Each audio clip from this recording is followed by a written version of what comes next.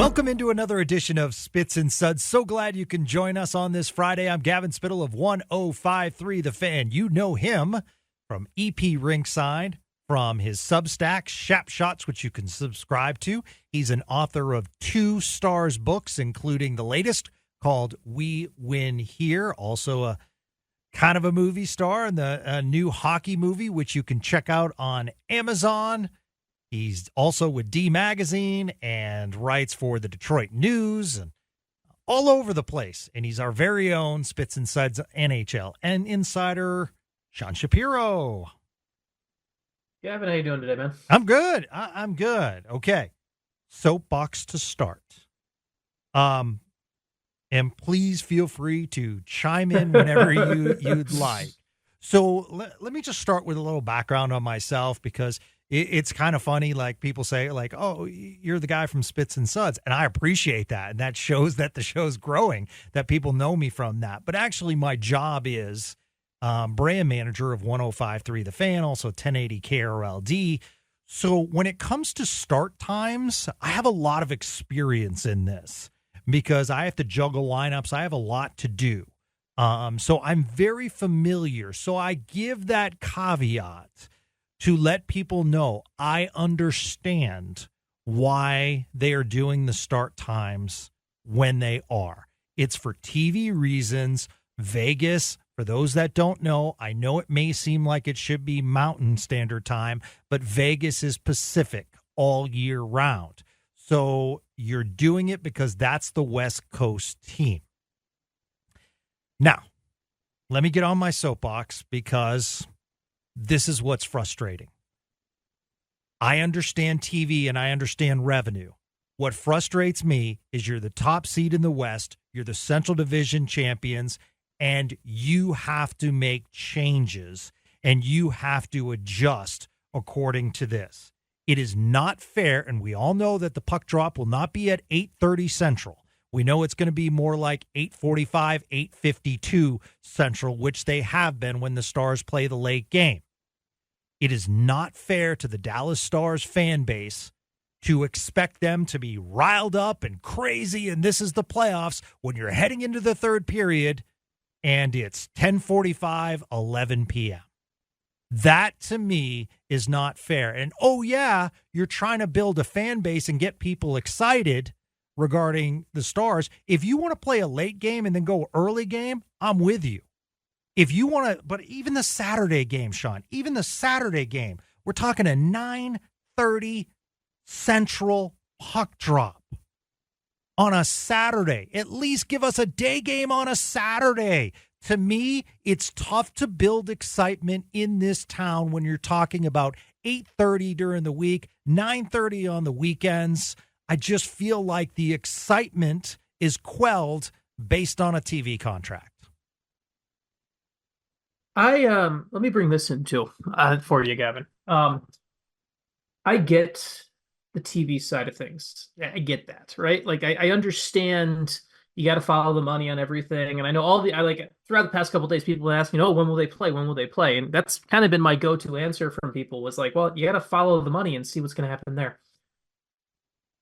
To me, there is a common sense factor to all of this that somehow we've all missed. And it is not you and I, the NHL and scheduling and all of these things, is we only ever ask Western Conference teams to make concessions. And that is where my concern is on this. Where, yes, let's take Monday, for example, right? If you're going to ask the Stars because Stars are 8:30 drop, it's really going to be like 8:48, right? Let's call it what it really is. It's like 8:48 or whatever it's going to be, right? Why can't Toronto, and so Toronto's the ESPN game before that, then Vegas, Dallas. Why can't Toronto start at 6 Eastern time? Is it really that much of a burden to ask the Maple Leafs and the Eastern team playing the first game of the doubleheader to play at 6? Right. And that to me is the whole thing. Where, okay, they can play at 6. Yes, it's a little bit later for Dallas. Dallas is now playing at probably 7:30 7:38 local time or whatever, right? Like, to me, the fact we only ever ask these Western teams to make concessions, and I know someone would say, well, you got to let people get in the building. Like, it's a 6 o'clock playoff game in Boston, Gavin. You know this. You got Yep. Boston Yeah. ties. People are going to be out tailgating and Oh, getting ready yeah. at 4 o'clock that day. You don't need to Yes. worry. It's to me, it's this whole thing where hockey. One of the things that baseball has understood, and you would know this, Gavin. You obviously actually would be very well aware of this as somebody who works at a station that is a rights holder for a Yep. baseball team. Baseball has embraced and understood we can put our playoff games on during the day, Yep. and people will still go. People will still watch. Yep. And the NHL, I'm not even asking for games at 1 o'clock on Monday, but asking an Eastern team to play at 6 is not a big deal to me. Like that to me is asking moving Leafs Bruins to 6 and Islanders Hurricanes at 6:30. That allows that puts allows these Western game times to be in a spot where people can actually watch them, and locally and God forbid, right? Like, I mean, the game will still start on time and everything like that, but like, to me, it's the Western Conference concessions that I always like for the teams in Central Time that I don't ever understand it, right? Like, if you wanted to be like, it's ridiculous. Yeah. It's absolutely ridiculous that you can't make it work for Toronto or in Boston to play at 6 p.m. or on Wednesday when they play on whatever the day, yeah, Wednesday for game 2, when you're talking about like, all right, we're gonna have you have a 9:31 where Boston, like, again, why couldn't you have Boston and Toronto play at 6? Like, it is, to me, this is a spot where the league doesn't think forward. And this brings me to another thing, Gavin, if you'll allow me to soapbox. Oh, as we you're go a on little that bit here. soapbox, man. Let it Yeah. fly. I love it. So one of the things, and I think I may have brought this up before, but it's always prevalent in my mind around this time of year. One of the things that I notice about hockey and the NHL, and you go to the leadership of in the NBA commissioner, Adam Silver, he cares about basketball at large. The way Adam Silver speaks and handles things and his actions show he is a basketball fan first. He is someone who cares about the health of the overall sport. Why it's the reason the NBA doesn't go head to head with the Final Four. It's the reason that they're a little bit more proactive in getting out of some of these bad TV deals. It's a reason they've looked into making other things work well. On the flip side, Gary Bettman's job as the NHL commissioner is to work for the 32 NHL owners. It's to make them as much money as possible. It is to protect them as much as possible. A golden example of that is obviously happening right now with how Alex Marullo, despite effectively being what he's done. I don't want to say something that'll get me in trouble, but effectively, basically, how he handled the Coyote situation just is a perfect example of the lengths Gary Bettman will go to protect the owners. Gary Bettman cares about the NHL. He doesn't care about hockey at large in the way he acts, the way he speaks. This is just like a couple weeks ago, Gavin, or 2 weeks ago, when the Frozen Four, the NCAA title game, is at the exact same time going head to head with 3 ABC NHL games. Yeah. Like, if you're commissioner of your sport, cared about growing the sport at large, and you work well with ESPN as a partner, you would have found a way to grow, to make sure that the hockey fan would be able to watch both those games. And this is kind of this goes back to that, where this is a purely economic bow down to the TV contract deal, and there's no pushback. And this is one of those where a little common sense, a little bit more of a just, hey, care about the game, not just your NHL quote unquote dollars today. That's the other thing. Like I think the NBA cares about dollars today and tomorrow. I think the NHL, it's always been about chasing the dollar right now and not thinking about how, like for example, like how many kids are actually going to be able to watch a playoff game? It's just barely any. like, and on top of that, we're in a world too where in the information age we live in, being able to watch sports live, I think, is even more important because it used to be easier, Gavin. You and I remember this. It used to be a lot easier you could record the game and not pick up a newspaper, and you could watch it later and not know what was going to happen, right?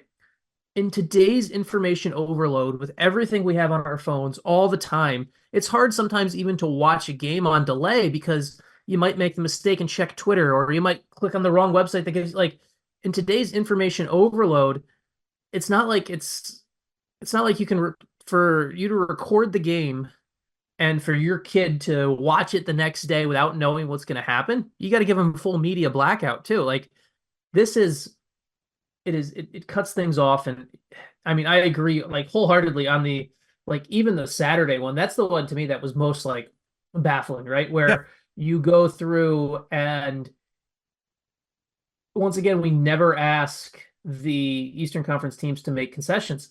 The fact that the games on Saturday start with a 2 o'clock game between the Islanders and the Hurricanes, like, why are they playing at 11? And don't give me and like, not to you, but to the general, like, royal you, don't give me the crap that the Hurricanes and Islanders can't play at 11. Like you could, if you wanted to keep it, like, you could have done so much more, or you know what, or make the, like, it's 10:30 on a Saturday is absolutely ridiculous. Yeah. Sorry, 9:30 on a Saturday is absolutely ridiculous. Yep. Oh, absolutely. And this comes upon the news that the Stars are building a brand new Stars Center in the North Lake Roanoke area. So, which is great. It's great. Absolutely. Yeah. Absolutely. It's wonderful to see so many Star Centers. I'll also throw this out, Sean. Let's just say the Stars make a deep run. Let's just say they go in the Stanley Cup.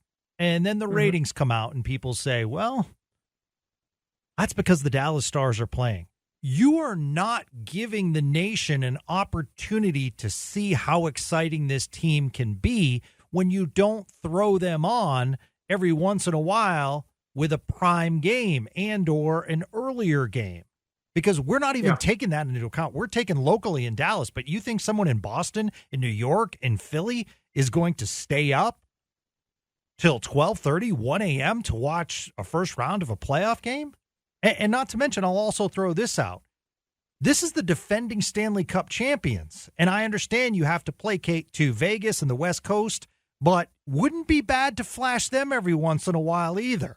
It's almost like, oh, well, you know what? You're on the West Coast, so therefore you get this game. No, they won the Cup last year. They should get some games earlier as well. And I come from firsthand experience, Sean. I lived in Vegas for 4.5 years. Vegas people do not mind early start times. They're used to it. They're used to the Pacific time zone. It is actually an enjoyable experience. I will tell you from NFL football watching, it was so nice to enjoy a game at 9 a.m. or 10 a.m. So they don't mind. They're used to it. So it's okay. Oh, perfect example. Stanley Cup final game times are set to are set to work that way. They're set into the TV window, right? The Stanley Cup, and I was in Vegas for the final last year, for every game in Vegas last year, and they have, I believe it was 5:30. Yeah, it was 5:30 local start. Yeah, in Vegas for the Cup final because of the TV window that the game slotted into.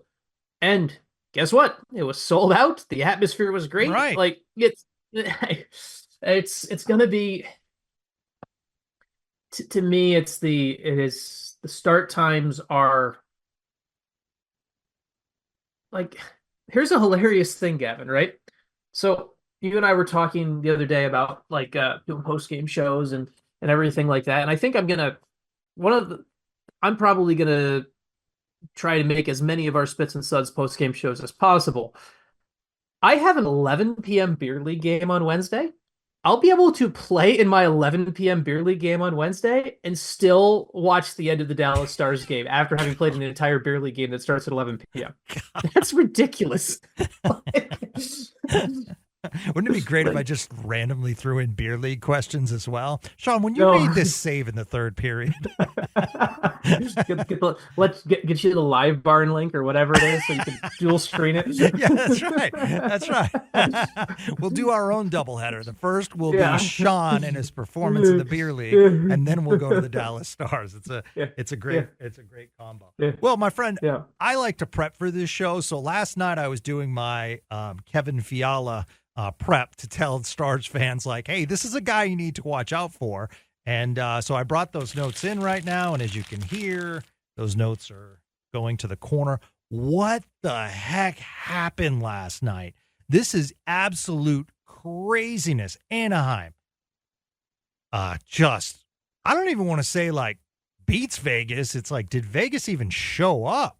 And Anaheim's a tricky team. They can be one of those teams that can catch you. They clearly have some talent with more talent on the way, but oh my goodness. I was genuinely surprised, Sean. The one thing I would slightly push back on with Vegas last night was I don't think I watched both those games last night, both the Chicago LA one and the Vegas Anaheim one. The one thing I would push back on is I think that Anaheim game last night, it was a bit more. I think at 5-on-5, Vegas wasn't too bad. I think there was some lack of energy, which is completely justified. And then I also think that I look at that game as kind of a special teams and shoddy goaltending by Vegas. And from a Stars perspective, and we're going to talk more about this series quite a bit. We're going to get deep into it here. We are. But from a Stars perspective, that game to me was also a bit of one of the reasons that I would feel pretty good about the Stars going into this series with Vegas is seeing that goaltending last night by Adin Hill against Anaheim, of all teams, was if you're giving those type of goals up against the Dallas Stars, this will be a quick and painful series for Vegas. So yeah, there's that's something that's important to, I think, bring it up. That's the one pushback I would be like, I don't think Vegas as a team played as poorly, but I think just special teams and goaltending were awful last night. Yeah. So with a lot on the line, they're 6-4 in their last 10, meaning Vegas. And I guess my question is like, can it be one of those things where they just, turn it on and just say, okay, here we go. It's the postseason. You can, but I actually made this case and story that's going to run in D Magazine at some point today. I made the case that I think you're going to have to play Vegas at some point. And from a Stars perspective, I look at Vegas like this machine you're going to have to dismantle at some point, whether it's now or the Western Conference Final. And I'd rather dismantle Vegas right now while they're still building at the same time, because I don't think anyone else in the Pacific was going to take Vegas out. I think Dallas is really the only team equipped to take the Golden Knights out. And they're a great team on paper and everything like that, but we've never seen that team on the ice yet. Like, we haven't seen them with Hurdle and Stone and Hannafin all in the lineup at the same time. We haven't seen them with all of this. And so it's as much as like Vegas comes in and they're going to be a challenge. No denying that at all. But I would rather get Vegas now than later, because I don't think someone else is going to take them out.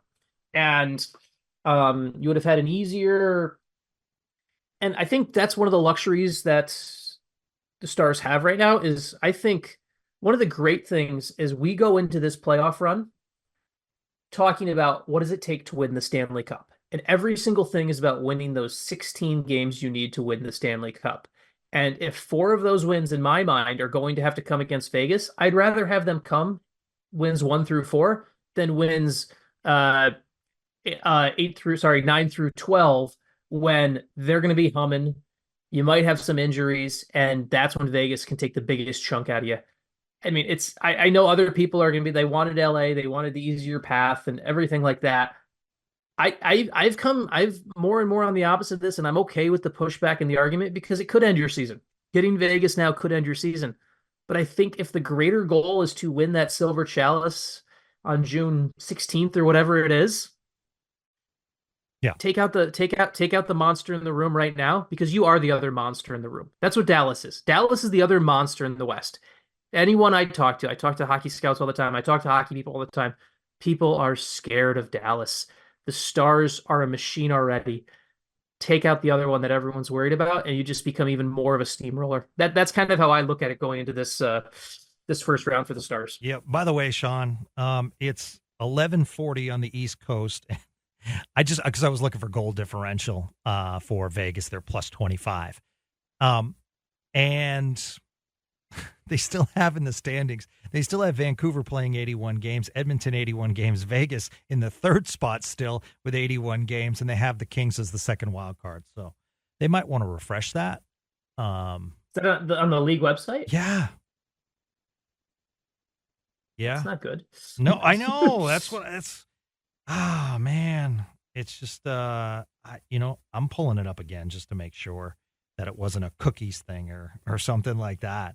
I mean, I always pull it up through the super secretive, not nearly as cool as it sounds, NHL media site, and it's updated on there. So okay, well that's good. Yeah. Okay, so Sean and RJ, I fed them some stats to talk about the upcoming series, and one of the things that they did highlight that I pushed is in the games against Vegas, against Dallas. No wins for Dallas, and a big goal differential in favor of Vegas. Are those all thrown out the window? And stylistically, we did see a continuation, I felt, as far as putting pressure on the Stars defensemen like they did similar to the Western Conference Finals.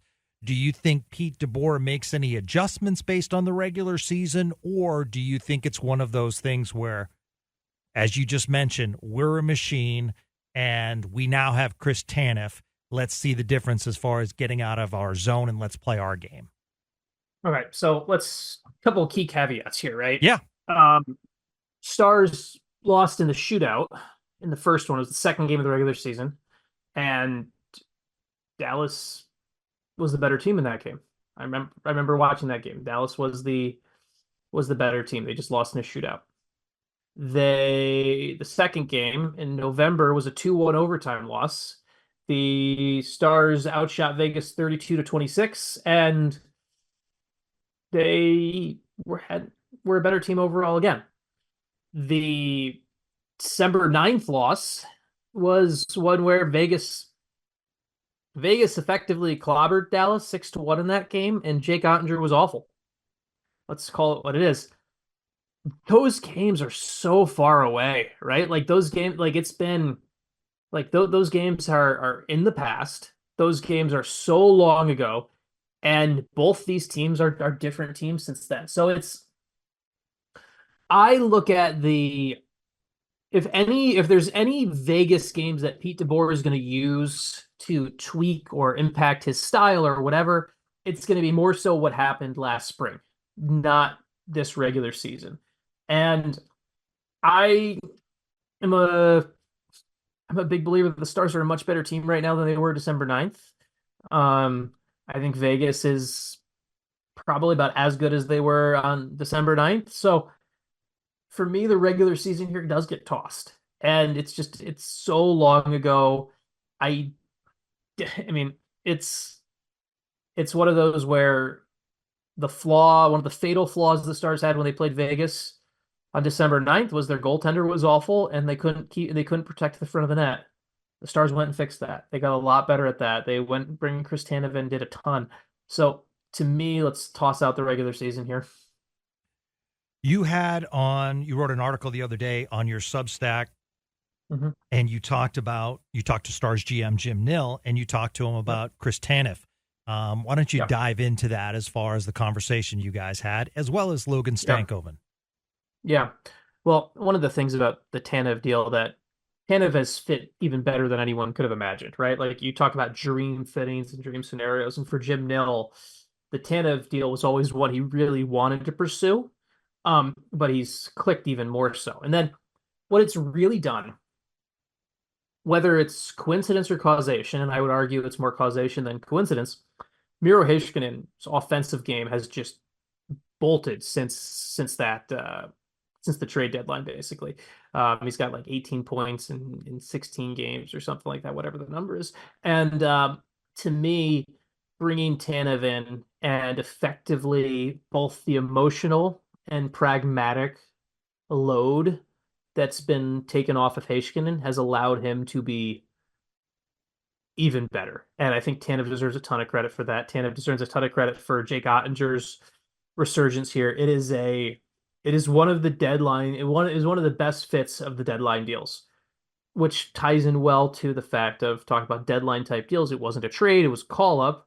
I mean, Logan Stankoven has come in and has been another incredible piece to this Stars push in this overall depth. I mean, we're at the spot, Gavin, where like Stankoven had 6 goals in 24 games, so he didn't have enough games to really get to double digits, but because of how well he played and everything like that, we're at a spot where you, in theory, could have like a double-digit goal scorer scratched in game one of the playoffs in Craig Smith. That's highly possible. Like it is this. That's how deep this team is, and Tanev deserves a ton of credit for helping that. And Stankoven's ability to step in right away has been remarkable because I've seen this a lot before. I've seen guys step up from the AHL and then not adjust, and Stankoven has just shown kind of he's cut from a different cloth in that way. Mm-hmm. And he's been great. And it's ironic because, like, you know what, today, Gavin, I don't know when it's officially going to come out, but at some point soon today, the AHL Rookie of the Year and MVP awards are going to come out soon, and it's probably and Logan Stankoven is going to be the AHL Rookie of the Year,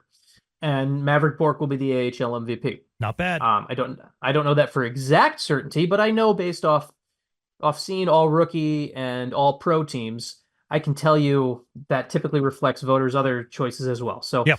that's going to happen. So It's a beautiful thing. And that guy named Bixel's playing pretty good minutes in Sweden right now. So I'm going to use this as a quick tease, Gavin. I've been going through Bixel's film the past couple days. Yes. And since we are going to all be waiting until Monday for Stars hockey, I will probably drop a nice Bixel piece Nice. for the readers at Substack either Saturday or Sunday, depending on how life goes the next 4 or 5 hours here in the Shapiro household. So No, absolutely. And actually, we spoke to Juraj Kralik, who's over in Slovakia, and he watches a lot of Bixel. And we were talking with him, formerly of Defending Big D, yesterday. So pretty cool stuff. So my thing is I know it's the postseason, so they won't get into it, but man, I really want to get Tanev on this team for future years. I think it's that much of an impact, even if that means I lose Duchesne. But my other question is you had mentioned Dadonov coming in and Craig Smith sitting. mm-hmm. How do you feel about that? Because I kind of like that fourth line, how it's rolling right now. And I know Dadonov, when he played on the fourth line, he scored and he was pretty good, but it is tough to sit someone like Craig Smith. But I mean, I know they have options, and it's great if an injury happens that they have this kind of depth. But do you prefer Dadonov in the lineup over a Craig Smith? I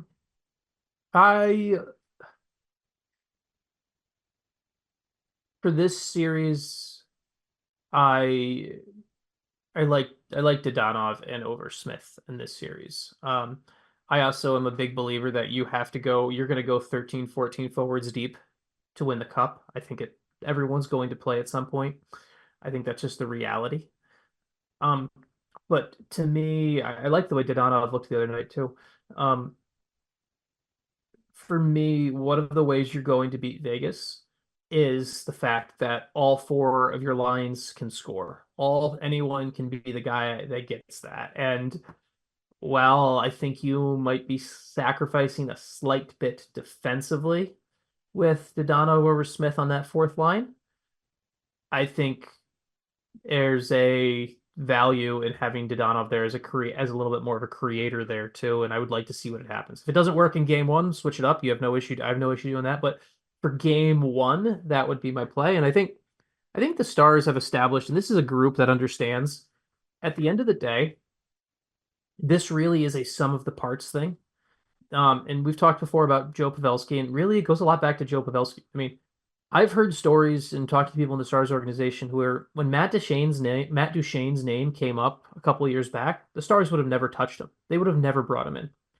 They were worried about him. They were worried about him culturally and being an impact. We saw what happened with his departure in Colorado. We heard the stories about kind of his impact on the locker room. But and then Ryan Suter, for example. Ryan Suter, it's well known he wasn't really well liked leaving Minnesota at the end. And he's got a bit of he's not the easiest person to get along with.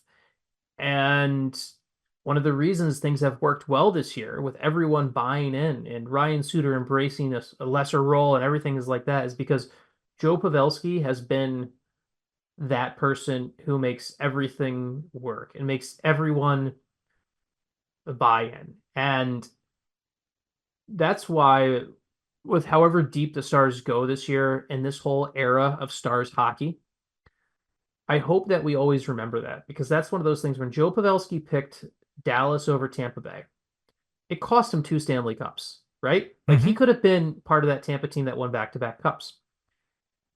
But he also was the voice and the piece that the Stars needed to move into a true contender era. And yeah, I'm just waxing poetically about Joe Pavelski, but I really believe that sentiment. So listen, these guys are all pros too, but it is worth noting the following. As far as when Noah Hannafin was traded shortly after that, was immediately signed to a long-term deal by Vegas.